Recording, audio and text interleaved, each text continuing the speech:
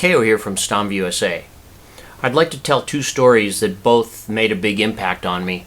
One happened not too many years ago at a major university that has a very big trumpet studio, about 100 players in the studio. And I did a seminar there, which went well. I had a good time. And then I was working with players that were trying trumpets and mouthpieces. And a doctoral student came in, really nice guy with a beautiful sound, playing C trumpet mostly. And he'd been struggling for years and still couldn't play above the staff on his C trumpet. And he wondered if there was a mouthpiece that could help him out. So we worked for a while, and it was one of those magical moments where I found a mouthpiece that really worked for this guy. He was playing high C's on the C trumpet quite effortlessly and still maintained a beautiful sound. In fact, his sound was even nicer than before. It was full, it was resonant, it was in tune. And he gladly bought the mouthpiece and left ecstatic. I mean, he was so happy, he was almost crying. It was one of those moments that was really nice. About a week later, after I got home, he called me on the phone, and now he was crying. And I said, "What's up?"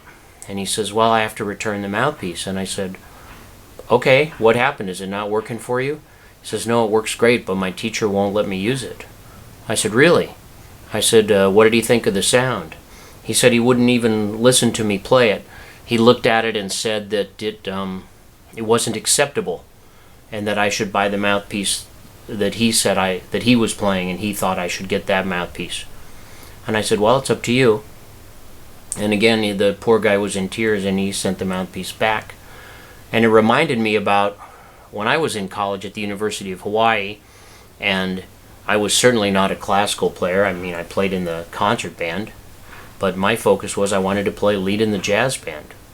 And I was using probably a jet tone mouthpiece at the time, would be my guess. And there were two trumpet teachers there at the college, and one of them that I was supposed to study with told me that I couldn't use that mouthpiece. And I said, "Well, why?" He said, "Well, it's a cheater mouthpiece. You have to use a Bach 1.5 C." And I remember going home thinking, well, how can it be a cheater mouthpiece? It helps me play the notes and have the sound I need to play in the jazz band. Why is it cheating? I thought the goal was to play music. And, you know, the person in the audience member, doesn't know what mouthpiece or trumpet I'm playing. Why would it be cheating? And I went back, and being the guy that I am, I said to the teacher, I said, I don't understand why this is a cheater mouthpiece. I said, I think the 1.5 C is a cheater mouthpiece. He wasn't very happy, and he said, "Well, why do you think that?" And I said, "Well, it's cheating. It makes it easier for me to get a classical sound." Well, that didn't go over very well, and I ended up studying with the other teacher at the school, who ended up being a good friend, and he let me play the equipment I wanted to play.